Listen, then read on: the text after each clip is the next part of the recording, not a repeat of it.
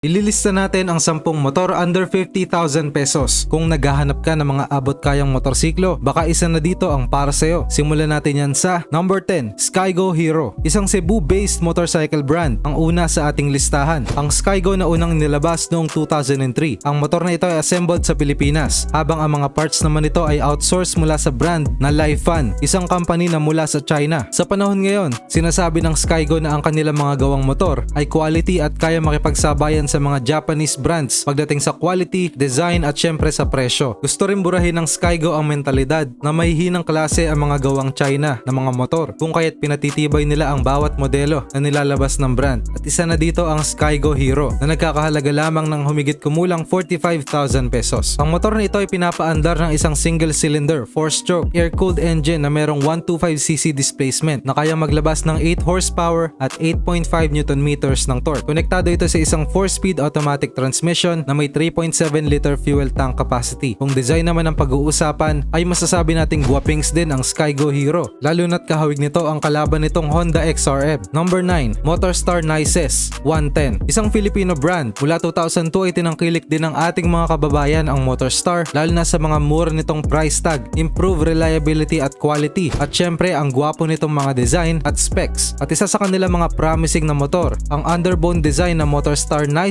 na may napakamurang price tag na umaabot lamang sa 40,000 pesos. Pinaandar ito ng single cylinder 4-stroke engine na mayroong 107cc displacement na nakakabit sa isang 4-speed automatic transmission at kaya maglabas ng 6.97 horsepower at 6.8 Nm ng torque. Kasama na rito ang 4.2 liter na petrol fuel tank capacity, 52 km per liter na average fuel consumption at merong chain drive type CDI ignition system. Ang underbone bike na ito ay may halogen headlamps at bulb taillights. Kasama nito ang radial tires na merong sukat na R17 na parehong available sa harap at likuran. For safety measures naman ay hindi magpapahuli ang disc brake sa front wheels at drum brakes naman sa likod. Ang telescopic fork front suspension at rear dual shock absorbers naman ito ay nagbibigay ng mas swabing takbo sa motor. Ilan lamang yan sa mga basic na specs ng motor na ito. Maaring simple para sa iba, pero malaking factor na ito para sa taong naghahanap ng daily commuter motorbike, lalo na kung i-consider mo ang napakababa nitong halaga na 40,000 pesos. Number 8, Motorstar MSX 150X. Mula ulit sa Filipino brand na Motorstar ang sumunod sa ating listahan. Isang off-road dirt bike inspired na motor ng Motorstar. Ang MSX 150X na talaga namang eye-catcher ang design, lalo na sa price tag nitong umaabot lang sa 41,000 pesos. Ang motor na ito ay may 149.5cc 4-stroke single cylinder air-cooled engine na nakakonekta sa isang 5-speed chain drive manual transmission. Power na 8.5 horsepower, torque na abot sa 10 Nm.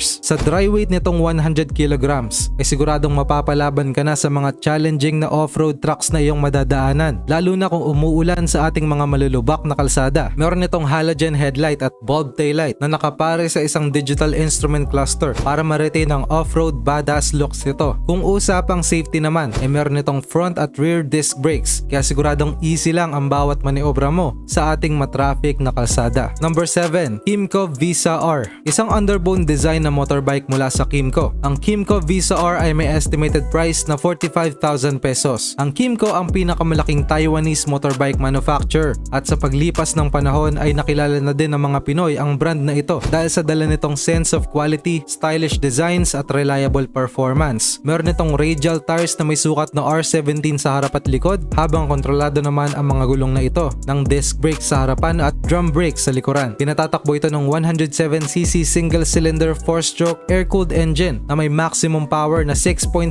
horsepower at 7.45 Nm ng torque. Meron itong 4 liter fuel tank capacity na kaya magbigay ng 55 km per liter average fuel consumption. Ang headlights naman nito ay halogen, habang bulb naman sa taillights. Analog instrument cluster naman ang sasalubong sa iyong pagsakay. Bagamat hindi masyadong high-end ang specs ng motor na ito, ay swak pa rin ito para sa mga kababayan nating naghahanap ng murang motor na masasakyan nila sa kanilang pang-araw-araw na biyahe. Number 6, Nitrox. Sumunod naman sa ating listahan ang isang brand na nagmula sa Colombia noong 1951, ang United Motors na isang distributing company na nagpasok ng mga kotse, trucks at heavy equipment sa Latin America at United States mula sa bansang Japan. At isa sa kanilang pambato ngayong 2023 ay ang Nitrox, isang commuter bike na may style, dissenting technology at reliability na kaya makipagsabayan sa mga sikat nitong competitors gaya gaya ng Honda TMX at Kawasaki CT series. Meron itong air-cooled 149.4cc 4-stroke single-cylinder 2-valve engine na nakadugtong sa isang manual transmission. Kaya nitong maglabas ng power na aabot sa 8.38 horsepower at 10 Nm ng torque. Ang malaking fuel tank capacity naman nito na 14 liter ay siguradong dadalhin ka sa mga malayuang biyahe. Ride all you can anytime. Kasama nito ang disc brake sa harapan at drum brake sa likuran. Habang ang telescopic fork front suspension naman nito na may kapares na spring shock rear suspension ay magbibigay ng mas bruskong dating sa motor. Ang commuter bike na ito ay merong kasamang halogen headlights at bulb tail lamps. Meron ding semi-digital instrument cluster para sa classic na datingan. Yan ang Nitrox motorbikes. Classic at timeless choice para sa mga taong naghahanap ng entry-level commuter bike na kaya makipagsabayan sa ibang high-end na motor sa ating lansangan. Number 5, SYM Bonus X. Isang brand mula sa Taiwan naman ang nakapasok sa ating listahan. Ang SIM o SYM brand na dinevelop ng Samyang Motors sa Taipei mula pa noong 1954. Isa ito sa mga pinakamalaking motorbike manufacturer sa Taiwan na gumagawa ng scooter, motorcycles, pati na din ng mga ATVs. At ang isa sa kanilang mga reliable na motorbike under the budget-friendly category ay ang SYM Bonus X na may estimated price na 49,000 pesos. Ito ay pinaandar ng 100cc 4-stroke single-cylinder air-cooled engine na nakakonekta sa isang 4-speed chain drive automatic transmission. Meron itong 3.8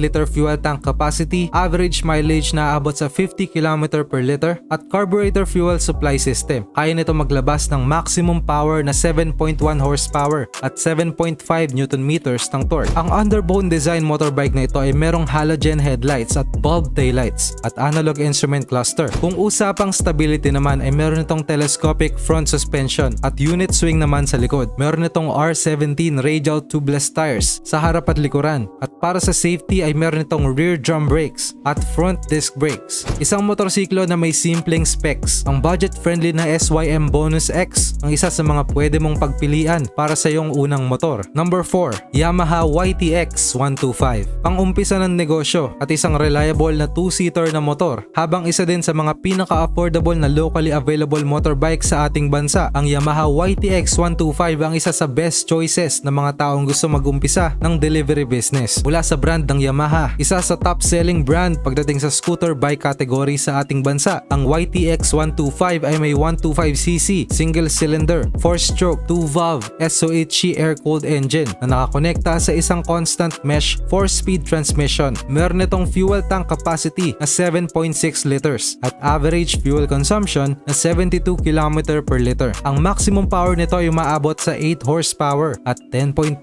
Nm ng torque. Meron itong telescopic fork sa harapan at unit swing arm rear suspension. Ang 2-seater bike na ito ay may mid-size fuel tank na nagko-complement sa gwapong classic looks nito. Meron itong halogen headlights at bulb tail lamps. Meron ding analog instrument cluster para sa mas retro na experience. Number 3, Kawasaki CT100. Isang motor na kandidato para maging katuwang mo sa kalsada at pamamasada sa napakamurang halaga na umaabot lang sa 43,000 hanggang 49,000 pesos. Hindi ka nalugi dito dahil meron itong 10.5 fuel tank capacity at 75 km per liter na fuel consumption. Pang mga baguhan lang sabi ng karamihan. Pero wag mong ismulin dahil hindi maikakailang isa ito sa mga pinakamabibentang motor ng Kawasaki, ang CT100. Mula sa Bajaj Technology, ito ang pinaka-fuel efficient na model ng CT series. Kaya naman ito ang sandalan ng ating mga dakilang tricycle drivers upang labanan ng tumataas na presyo ng gasolina. Pinaandar ito ng 99.2cc single-cylinder 4-stroke 2-valve air-cooled SOHC engine na nakapare sa isang wet multiplate manual transmission. Meron itong maximum power na 8.08 horsepower at 8.05 Nm ng torque. Hindi man ito kasing lakas ng mga high-end na motor ay sapat na itong panghanap buhay kung i-consider mo ang malubak nating kalsada, lalo na't gawa ito sa high tensile steel kaya paniguradong tatagal ang serbisyo nito sa'yo. Abot kaya, tipid sa gasolina at matibay na motor pang pasada. Yan ang Kawasaki CT100. Number 2, Suzuki GD110. Mula pang delivery hanggang pamamasada ay maaari mo na makatuwang ang Suzuki GD110 sa estimated price na 49,000 pesos. Hindi man ito tadtad ng high-end na specs. E ano pa bang hahanapin mo sa presyo na ito? Budget friendly pero reliable. Ganito mailarawan ang GD110 na dinisenyo ng Suzuki upang mabigyan ng magandang serbisyo ang mga kababayan nating nais magkaroon ng motor sa napakamurang halaga. Meron itong single cylinder 4-cylinder, 4-valve, 4-stroke, SO8 air-cooled engine na may 112.8cc displacement na nakadugtong sa isang 4-speed chain drive manual transmission at kayang maglabas ng 8 horsepower at 8.53 Newton meters ng torque. Ang 9-liter na petrol fuel tank capacity nito ay may average fuel consumption na 65 km per liter, kaya paniguradong mapapatagal ang iyong pasada sa kalsada. Ang kickstart naman nito ay may kapares na carburetor fuel supply system. Old school man kung tignan ay hindi ka pa din lugi, lalo na kung titignan mo ang presyo at quality ng motor. Bago natin na-reveal ang top spot ay comment mo naman below kung ano ang mga motor na maire-recommenda mo under 50,000 pesos. At sa top spot natin nandito ang number 1, Honda Wave 110 Alpha. Isa sa mga unang sumikat na nameplate ng Honda, ang Wave, mula pa noong 1995. Habang iilan pa lamang ang mga motor sa lansangan ay nagpapasikat na ang Honda Wave bilang isang reliable na commuter bike na may underbone design. At hanggang ngayon ay masasabing consistent pa rin ang performance ng scooter na ito sa ating lipunan. Kaya naman marami pa rin ang tumatangkilik dito, lalo na sa mababa nitong price tag. Ang Wave 110 Alpha ay pinapatakbo ng single-cylinder 4-stroke air-cooled engine na nakadugtong sa constant mesh 4-speed transmission at may kasamang 109.16cc displacement. Meron naman itong power na kaya maglabas ng 8.1 HP at 8.46 Newton meters ng torque. Ang 3.7 liter na petrol fuel tank capacity nito ay may kasamang carburetor fuel supply system na may kick at electric starting option kasama ng DC CDI ignition system. Ang 2-seater na motorbike na ito ay merong dalawang variant sa bansa at ang starting price nito ay maabot lamang ng 48,000 pesos. Mag-like at subscribe na for more contents na katulad nito. Meron din kaming mga products at merch. Yung links nasa description. Salamat sa panonood!